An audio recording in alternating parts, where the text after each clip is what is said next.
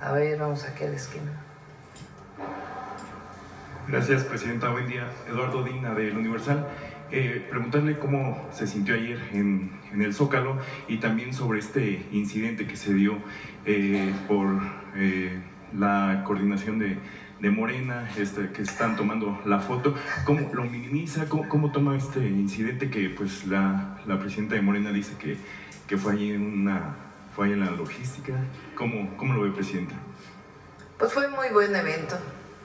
Agradecer a todas y todos los que estuvieron presentes y atentos. Es la demostración de que el pueblo de México está consciente, activo, participativo, y que en un momento tan importante, aun cuando logramos un acuerdo dialogando, que es muy importante, indispensable, pues la convocatoria fue muy buena. La gente estuvo allí para defender la soberanía y, como lo dije al principio del discurso, pues que somos uno solo, gobierno y pueblo, que no hay diferencia. Ahora también hay que decir que hubo empresarios presentes, fue un acto muy importante y quiero desde aquí agradecer a todas y todos los gobernadores y a la jefa de gobierno. Faltó la gobernadora de Chihuahua, pero me envió un mensaje, tiene un problema de salud. De no haber tenido este problema, hubiera estado aquí con nosotros. Entonces, muestra mucha fortaleza. Todavía después hubo un desplegado de la CONAGO. Imagínense, es la presidenta, 31 gobernadores y la jefa de gobierno, que es el poder ejecutivo, claro, con los presidentes municipales del país, en unidad, fortaleciendo la soberanía y defendiendo a nuestro país y al mismo tiempo respaldando el acuerdo que se tomó y pues estar atentos, conscientes y trabajando juntos para el bienestar del país. Entonces fue muy bueno y agradezco de verdad a todas y a todos los que estuvieron ayer presentes. Se muestra la fortaleza de nuestro pueblo y de nuestro país. Y sobre este tema, pues es menor, la verdad. Entonces estaban distraídos, eso es todo. Bien, Presidenta. Hoy publicamos en el Universal que pues, los cárteles del narcotráfico se están diversificando, pues sus negocios ilegales, pues el trasiego de drogas pues ya ha dejado de ser la principal fuente de ingresos. Ahora mantienen sus tentáculos en delitos como el tráfico de personas, cobro de extorsiones y hasta la exportación ilegal de productos agroalimenticios. ¿Tienen algún, estos son también datos de la DEA, tienen algún reporte de esto? Se dice que cárteles que han sido declarados como grupos terroristas pues también están obteniendo ingresos en la pesca ilegal. Entonces no sé si tienen algún informe. Mañana viene el Gabinete de Seguridad. Me llama la atención, ¿no?, del Universal. Son informes las 8 columnas del Universal hoy, a diferencia de pues todos los demás. Bueno, el Reforma también, que es ya, por cierto, aclaró Rocío Nale la nota del Reforma, que mañana puedes venir y ¿sí?, con gusto ahí te contestan los compañeros del Gabinete de Seguridad. Gracias, Presidenta. Pues sí, son datos que ahí están. Sí. También preguntarle, en el marco pues de este acuerdo con el presidente Donald Trump, pues declaró que es un alivio de corto plazo. ¿Cómo toma esta declaración del presidente? ¿Por qué no mejor dices toda la declaración del presidente Trump? No sé si vieron la entrevista en Fox News. Pero también dijo eso, presidente. Por eso, pero hay que dar el marco completo. Porque si sacas de contexto una frase, pues entonces hay malas interpretaciones. Nomás lo peor, quieren la pregunta peor. En esa entrevista hay que sacar justamente dice contexto. lo que hemos estado diciendo, que el 2 de abril vienen aranceles recíprocos.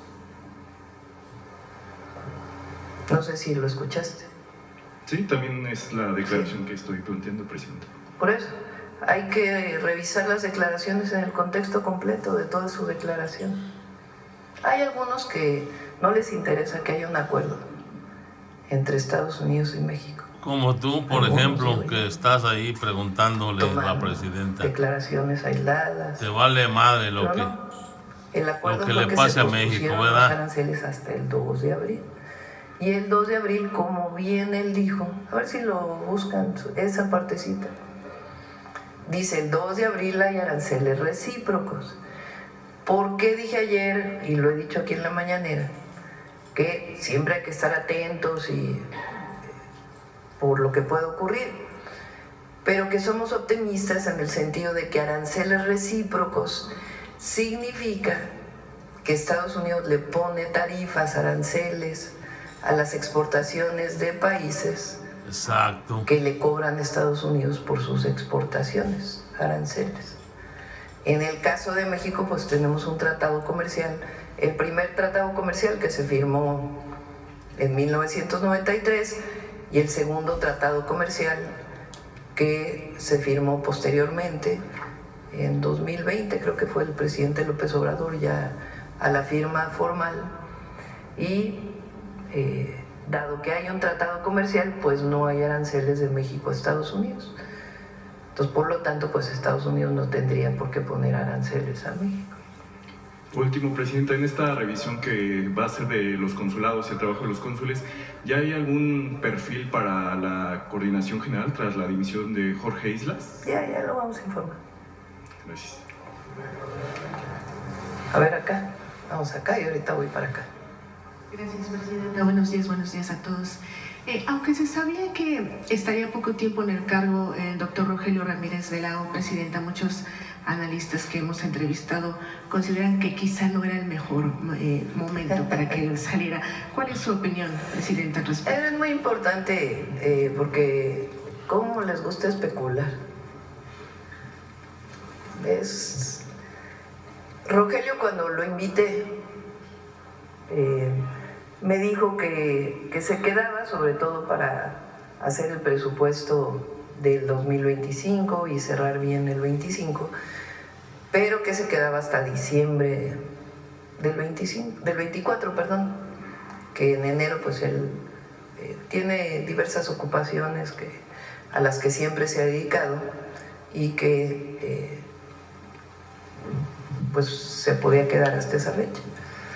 Entonces yo le pedí pues que como venía la entrada del presidente Trump, que era muy importante pues que se quedara un mes más, y después le pedí que se quedara un mes más. Entonces en febrero acordamos que si todo salía bien con esta llamada con el presidente Trump, pues que él me pedía pues que ya quería retomar sus actividades previas.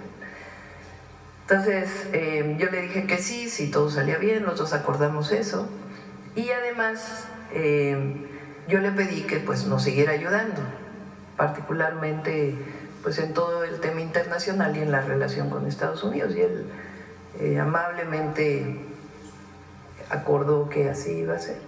Entonces no tiene ningún otro asunto más que eso. Y Edgar Amado pues es muy bueno, se formó también en muchos lugares, viene de escuela pública, por cierto, y de la UNAM, de la Facultad de Economía, y tiene mucho conocimiento Edgar, es muy bueno, y también es hasta cierto punto discípulo de Rogelio, se formó con él en muchas cosas. Entonces es parte de lo que acordamos con Rogelio, no tiene ninguna otra explicación. Ya sabrán todos los adversarios, comentócratas, es que no, seguro no estaba tan bien la economía y la presidenta decidió que tenía que haber un cambio. Pura especulación. Ese es pues en realidad lo que ocurrió, y la verdad le agradezco muchísimo a Rogelio, es un gran economista, nos ayudó mucho con el Plan México, esta visión internacional y nacional que tiene la economía, y además siempre con un sentido social. Le agradezco mucho que haya aceptado quedarse hasta, pues que fue el 4 o 5 de marzo. Y ya ahora Edgar pues toma su lugar y va a seguir trabajando con nosotros. Doctora, ya hay un elegido para suceder en el cargo a Justin Trudeau, primer ministro de Canadá, es Mark Carney. ¿Qué opina de él y cómo esperaría además que fuera la relación o la colaboración, sobre todo por la colaboración en la región, sobre todo en estos momentos? Pues relación de respeto, como ha sido con todos los presidentes. Entonces, es este relevo que decidieron en Canadá, pues mandamos felicitarlo obviamente desde aquí y ya abro oportunidad para felicitarlo personalmente y pues una relación de respeto y obviamente pues de trabajo conjunto frente al tratado comercial que tenemos los tres países. Y Presidenta, si me permite, en un tema también económico y aprovechando que está la Secretaría de Bienestar, a principios de enero usted hizo el primer encuentro nacional con presidentes municipales para persuadirlos de que los tres niveles de gobierno pudieran utilizar el FAIS en obras comunes. Entre ellas están los trabajos hídricos. La semana pasada, si no mal recuerdo, usted mencionaba que habían firmado 400. No sería todavía ni la cuarta parte. ¿Están esperando que haya más firmas, que se colabore? Y si no se alcanzara las 2,000 firmas, ¿no afectaría este Plan Nacional Hídrico? Es voluntario. El miércoles viene Efraín Morales, director de la Conagua, a informar cómo va todos los proyectos. Ahora si quieren, Ariadna, ahorita si quieres tomar la palabra, pero el miércoles viene Efraín. Es voluntario, no es un asunto obligatorio. Habrá municipios que consideren que no tienen problemas de agua y que prefieren destinar los recursos a otro tema, pero en general ha habido mucha aceptación de la coordinación para poder juntar recursos municipales, estatales y federales. Entonces no tiene que ver con algo obligatorio y depende pues obviamente de la decisión de los presidentes municipales. ¿Quieres comentar algo, Ari? Muchas gracias, con permiso, Presidenta. A partir del lunes pasado iniciamos una jornada de capacitaciones y reuniones con todos los municipios y los estados. El lunes estuvieron los representantes de todos los estados. Siempre se les capacita cada año, se actualizan los lineamientos y especialmente comentamos el tema del agua. Estuvo el titular de Conagua en esta reunión. Y durante todo el mes de marzo estamos haciendo estas reuniones ya en los estados. Oaxaca, por ejemplo, tiene 8 reuniones regionales en donde estamos actualizando el tema del FAIS y donde está Conagua presente para avanzar rápidamente en el número de municipios que compartan la estrategia fundamentalmente del agua. Entonces estamos en esta estrategia común y seguramente ya para el miércoles el titular de Conagua, el compañero Efraín Morales, podrá informar cuántos más de que iniciamos estas jornadas ya se han sumado y será esta actividad durante el mes de marzo.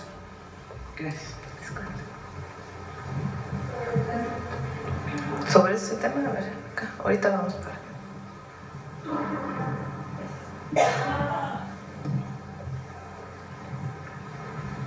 Gracias, Presidenta. Dalila Escobar, de Proceso. Preguntarle primero sobre el tema educativo. Si bien han iniciado una nueva estrategia con el tema de educación media superior y también con el tema de la entrega de becas en educación básica, quisiera, de ser posible, preguntarle al secretario cómo están tomando el tema de un diagnóstico para entender y ver de qué manera, en efecto, se pudiera avanzar en el tema de materias de comprensión de lectura, matemáticas, por ejemplo, la inclusión de materias que antes del anterior sexenio no se tenían, como por ejemplo civismo. Saber puntualmente cuáles serán las evaluaciones que se tomarán para tener claro si serán, por ejemplo, a nivel internacional o nacionales, sobre todo para tener un parámetro de saber cómo se va mejorando este diagnóstico en torno al tema de aprendizaje de la mano con el asunto de la entrega de becas. ¿Quieres comentar?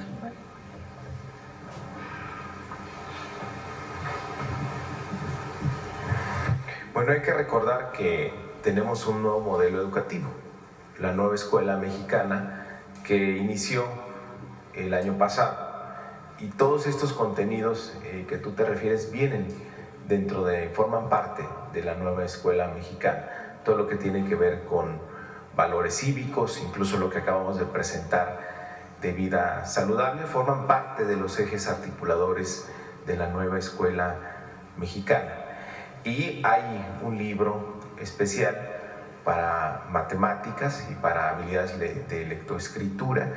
En el caso del libro de matemáticas, la presidenta nos instruyó y fue revisado por el Cinvestav. Hay un área que tiene el Cinvestav especializada en matemática educativa. Les pedimos a ellos que nos revisaran los libros de primero, segundo y tercer año.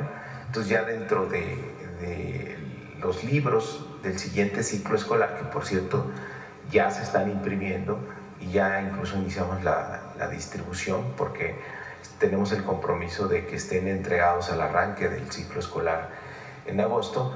Ya vienen algunos contenidos ahí que revisados por esta escuela. ¿Este tipo de evaluaciones se harán de una manera un tanto más local, por regiones? Recordemos que en anteriores ocasiones, bueno, pues habían evaluaciones de las que ya no se supo si se tuvo continuidad o no, como las de PISA, etcétera. Saber cómo en PISA se va a continuar, sí.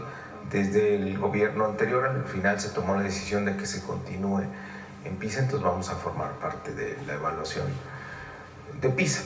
Pero también la nueva escuela mexicana tiene este enfoque de que se tiene que ir evaluando no con exámenes estandarizados, sino los propios aprendizajes que van teniendo los niños. La nueva escuela mexicana, con la autonomía profesional docente, permite justamente una atención más personalizada a los alumnos y a las alumnas y revisando la evolución que tienen en lo individual.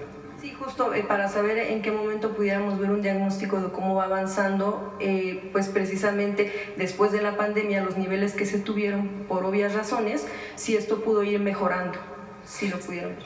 Por supuesto que sí, pero digamos, estamos en este cambio de la nueva escuela mexicana, entonces debemos darle tiempo a este nuevo modelo pedagógico para que primero los maestros lo desarrollen en su totalidad y que podamos ver el impacto en la enseñanza y en los aprendizajes básicos. Gracias, secretario. También, sí, presentan otro tema, para la presidenta, en torno al tema del deporte social y comunitario, que se había anunciado que iba a ir también de la mano, se crearía una oficina. Quisiera preguntarle, y bueno, que esto estaría a cargo de Miguel Torruco, quisiera preguntarle, se creó esta oficina, cómo va el proyecto, o si en algún momento se le habló desde la CONADE, bueno, se le planteó desde la CONADE que este tipo de sector, que es el deporte comunitario y social, debiera quedarse ahí o se va a trasladar si en efecto en la SEP. ¿Cómo va este asunto? Sobre todo con el tema de un reportaje publicado en Proceso en el que habla de quién pudiera estar también asesorando a Romel Pacheco, que por supuesto, bueno, pues eso es parte de la investigación que se ha tenido y que se ha manejado, que hay pues gente cercana a Alfredo Castillo, quien recordemos en anteriores años fue también titular de la CONADE. Quisiera preguntarle si en efecto se crea pues esta oficina que va a ser de la mano con Torruco, si se va a quedar ahí, y también de una vez preguntarle si estaría usted de acuerdo con que EFIDeporte regrese hacia 2026. Recordemos que esto fue eliminado para este año. Saber en estas dos cuestiones en tema educativo con deporte. No sé de dónde sacaron que tiene asesoría de no sé quién. Romel Pacheco de Alfredo Castillo. ¿Y de dónde sacaron? De acuerdo con la investigación que se hizo en el área de deporte. Pues de Proceso, presidente. No, pues están equivocados. No hay nada de eso. ¿Y el tema de la creación de la oficina? Bueno, primero uno y luego el otro, ¿no? Entonces, no. Romel es aparte de un gran deportista, es un compañero de primera y está haciendo un gran trabajo. Tiene mucha comunicación con los deportistas y está haciendo muy buen trabajo, y va a seguirlo haciendo. En la CONADE se queda digamos, todo lo que tiene que ver con el deporte. ¿Qué está haciendo Miguel Torruco? Está trabajando en dos áreas. Uno, en estas actividades deportivas masivas que vamos a hacer durante todo el sexenio.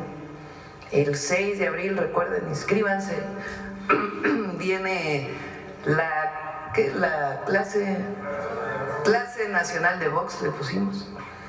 Van a participar muchos boxeadores profesionales. Ya están las 32 entidades de la República, presidencias municipales. La idea es que ese día en todo el país se haga la misma rutina. Y lo importante no solamente es el 6 de abril, sino todo el trabajo que se está haciendo previamente, en donde hay muchos jóvenes, niños, niñas que se están involucrando en el deporte. Es parte pues del proyecto de vida saludable, y también de invitar a los jóvenes a que no se acerquen a la violencia o a las adicciones y que sean parte de este proceso deportivo, que se incorporen a través de ello y que después sigan desarrollando su vida junto con el deporte. Además de esto, pues ya vamos a ir anunciando otras actividades que van a estar planteadas. Y la otra muy importante es que ahí en los territorios en donde tenemos este trabajo especial de atención a las causas, estamos invitando a formar equipos de fútbol o clases de box o algunas otras actividades deportivas, para que los jóvenes, además de jóvenes construyendo el futuro, tengan otras posibilidades de desarrollarse. Esos son los dos principales tareas de Miguel Torruco. Y en el caso de Rommel, pues en la CONADE está desde la parte deportiva en las escuelas hasta la parte profesional y la relación con las federaciones. Y entonces el tema del deporte social y comunitario se hace a nivel nacional con este tipo de convocatorias, sí, de este tipo de eventos. Y sobre todo de atención a las causas, para evitar que jóvenes tengan la tentación de acercarse a un grupo delictivo, que se acerquen, o la tentación de alguna adicción, y que mejor los canalicemos a través del deporte. Y sobre el tema de Fideporte, estaría de acuerdo en que... De hecho, parece, a lo mejor lo reactivamos este año. Sí, la idea es que con este esquema, si mal no me acuerdo, son empresarios que tienen algunas deducciones para poder hacer instalaciones deportivas. Entonces es probable, si se puede, reactivarlo este año, y si no, ya para el 2026. Bueno, Presidenta, en otro tema también, después de la marcha del 8M, una de las consignas más fuertes, pues en torno al tema de la frase que más estuvo utilizando, el de no llegamos todas, se refirieron en gran medida por el tema de las mujeres desaparecidas en otros años, en otros sexenios y en los más recientes también, precisamente de las madres buscadoras, que también estuvieron en un sector importante en esta manifestación. Y bueno, incluso uno de los reclamos que ellas mencionaban es que si llegaron todas con una mujer presidenta, ¿por qué no han sido recibidas en Palacio Nacional? Incluso, bueno, hubo ahí algunas opiniones de jóvenes manifestantes, sobre todo, que pudimos escuchar en torno a que esperaban tal vez ver un discurso de usted ante la manifestación directo. Y también otra de las quejas de las madres buscadoras, como ya le mencionaba, es que autoridades han sido omisas en una labor integral de varios estados, desde la Ciudad de México, Estado de México, pero también en Jalisco. Por ejemplo, en la Ciudad de México hubo una sesión de búsqueda de algunos días por parte de la Comisión y de autoridades capitalinas. Esto recordamos en el Ajusco, en donde, bueno, pues estuvieron buscando restos, en específico por el hallazgo de una joven por parte de su madre. Sin embargo, lo que las madres buscadoras, lo que estas colectivas mencionan, es que se mostró que no tienen conocimiento, técnica o trabajo de campo, experiencia como lo que tienen ellas. También señalaron, en el caso que le menciono de la Ciudad de México, que por ejemplo el titular Enrique Camargo, el de la Comisión de Búsqueda de la Ciudad de México, solo fue como observador. Veíamos también días después que algunos colectivos pedían su destitución. Preguntarle, Presidenta, ¿cuál sería el plan del tema de trabajo de búsqueda en acompañamiento con las madres, autoridades, para que se pueda avanzar en esta labor de encontrar a los restos de sus hijas, de sus hijos también? Y también, bueno, de una vez preguntarle si van a hacer la presentación del tema de las cifras para saber cómo va este asunto y en específico cómo pudieran tener un trabajo conjunto con madres buscadoras que son quienes han tenido más experiencia en campo. Primero decir que siempre vamos a estar del lado de las víctimas. El dolor que puede sentir una madre, un familiar por una persona desaparecida, pues es indescriptible. Entonces, siempre vamos a estar del lado de las víctimas. Ahora, está la comisión de búsqueda aquí en la Secretaría de Gobernación.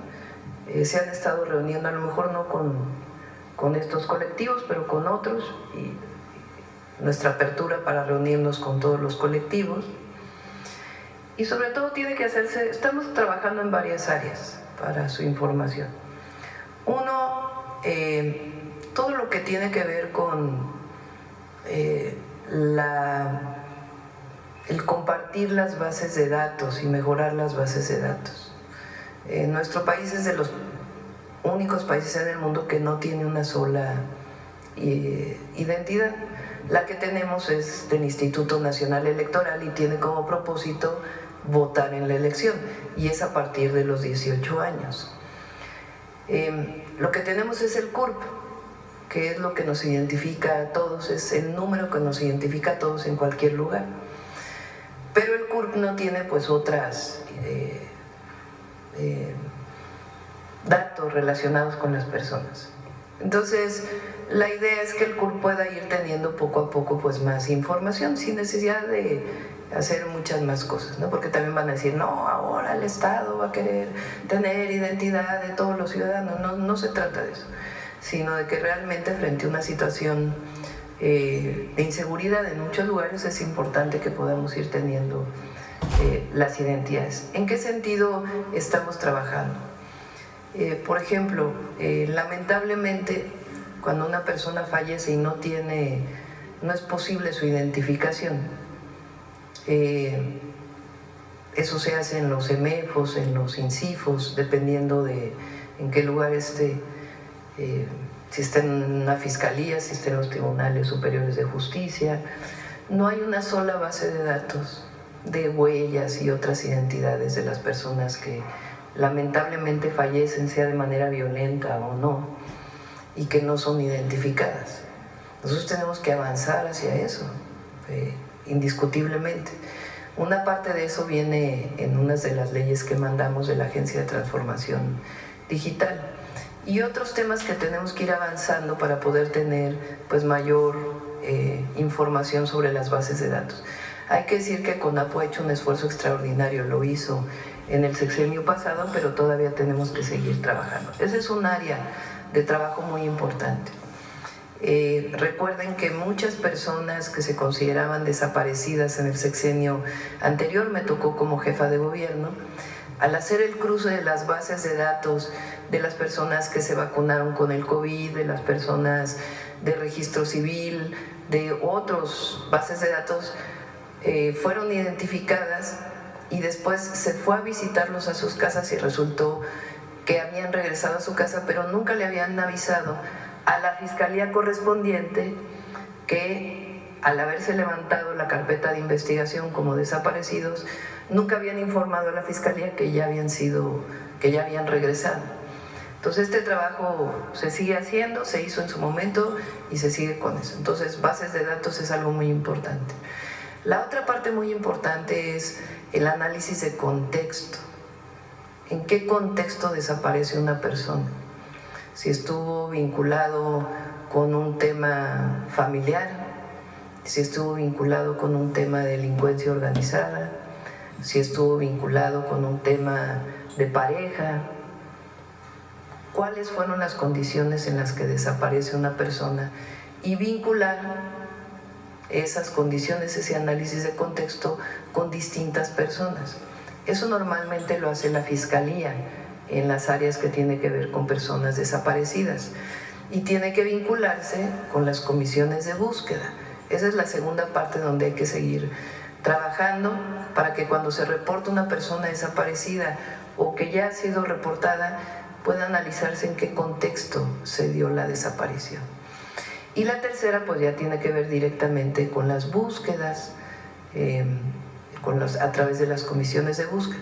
Y hay una cuarta que tiene que profesionalizarse más el trabajo de las fiscalías estatales y de la Fiscalía General de la República, para que pues, pueda haber con base en datos más científicos, por ejemplo, el teléfono, dónde estuvo el teléfono, otros datos de cámaras, si es el caso, que nos permitan mayor información de por qué la persona fue desaparecida, dónde desapareció y cómo encontrarla. Entonces,